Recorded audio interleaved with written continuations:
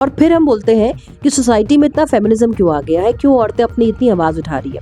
क्योंकि भाई क्या है ना कि मौत के बाद भी तुम लोग अपने सेक्सिस्ट मिसोजिनिस्ट रिमार्क्स देने से बाज नहीं आते हो और अपनी क्रूर और घटिया मानसिकता का परिचय देते हो।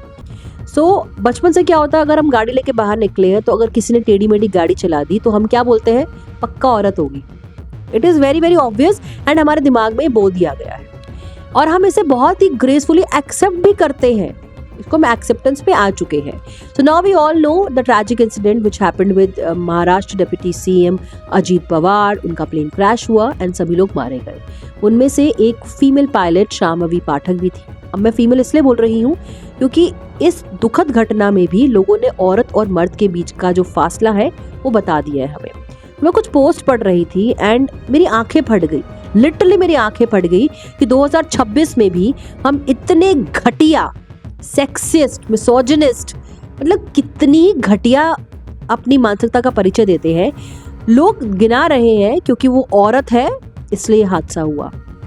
मतलब कोई कह रहा है कि किचन तक की औरतें सीमित थी, सही था, क्यों इन्हें पायलट बना दिया। Women empowerment and feminism hashtag डाल रहा है। एक आदमी ने तो उसके क्रोमोसोम बता दिए। वो लिख रहा है कि मेन डोमिनेटेड सोसाइटी में जहाँ मर्दों का काम है पायलट होना, वहाँ औरत को पायलट क्यों बना दिया। तो ऐसे हादसे होंगे। एक लिख रहा है स्कूटी तक ही सीमित थे सड़कों पे चलाना, क्यों पायलट बन गए। अब होगा ना अगर पायलट फीमेल थी तो। इमेजिन करिए कि हम ये कहना चाह रहे हैं कि अगर कभी कोई मर्द पायलट होता तो क्या ऐसे दुखद घटनाएं नहीं हुई है। सीरियसली हम मौत के बाद भी ये सब कर रहे हैं। इस वक्त शाम्भवी के परिवार पर क्या बीत रही होगी।